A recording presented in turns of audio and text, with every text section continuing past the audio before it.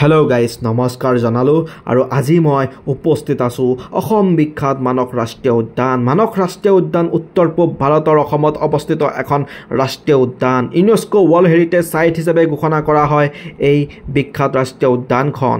লগতে মানস ৰাষ্ট্ৰীয় উদ্যানখন প্ৰজেক্ট টাইগাৰ ৰিজাৰ্ভ আৰু ইলেফেণ্ট ৰিজাৰ্ভ হিচাপে স্বীকৃতি প্ৰদান কৰা হয়। এই মানস ৰাষ্ট্ৰীয় উদ্যানখন অসমৰ বাক্সা আৰু চিৰাং জিলাত অৱস্থিত। মানস ৰাষ্ট্ৰীয় উদ্যানখনৰ পৰাই ভূটানৰ পাহাৰ দেখিবলৈ পোৱা যায়। ৰাষ্ট্ৰীয় উদ্যানখনৰ কাষেদি ভূটানৰ পৰা বৈ অহা মানস নদী বৈ গৈছে। মানস ৰাষ্ট্ৰীয় উদ্যানখনত জলজ ঘাঁহনিৰ ওখ ঘাঁহৰ পৰা আৰম্ভ কৰি ওখ বিভিন্ন ধৰণৰ প্ৰজাতিৰ উদ্ভিদ দেখিবলৈ পোৱা যায়। এই ৰাষ্ট্ৰীয় উদ্যানখনত এশিঙীয়া গড়, হাতী, মহ, বাঘ, ভালুক, হৰিণা বিভিন্ন জীৱ-জন্তু দেখিবলৈ পোৱা যায়। ইয়াত জীপ সাফাৰী কৰিব পাৰি, জংগল সাফাৰী কৰিব পৰা ব্যৱস্থা আছে। আপোনাৰ মূল্যৱান সময় উলিয়াই এবাৰ মানস ৰাষ্ট্ৰীয় উদ্যানখনলৈ ফুৰিব যাব পাৰে।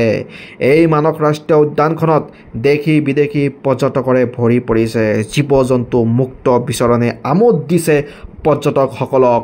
পৰ্যটকৰ আকৰ্ষণৰ কেন্দ্ৰবিন্দু হৈ পৰিছে world heritage site the Manas national park. Jeep safari and elephant সাফাৰীৰ জৰিয়তে বাঘ, ভালুক, হাতী, হৰিণ আদি বিভিন্ন প্ৰজাতিৰ চৰাই মুক্ত বিচৰণ দেখি আনন্দ লাভ কৰিছে এই পৰ্যটকসকলে। যদি আপুনি আজিলৈকে মানস ৰাষ্ট্ৰীয় উদ্যান ফুৰিবলৈ যোৱা নাই, এবাৰ হ'লেও ফুৰিব যাব পাৰে। নৱেম্বৰৰ পৰা আপুনি এপ্ৰিল মাহলৈকে ইয়াত যাব পাৰিব।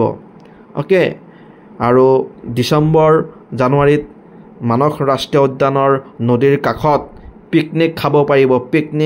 পিকনিক খাব পাৰিব আৰু ফুল এনজয় কৰিব পাৰিব। নমস্কাৰ, শত শত প্ৰণাম।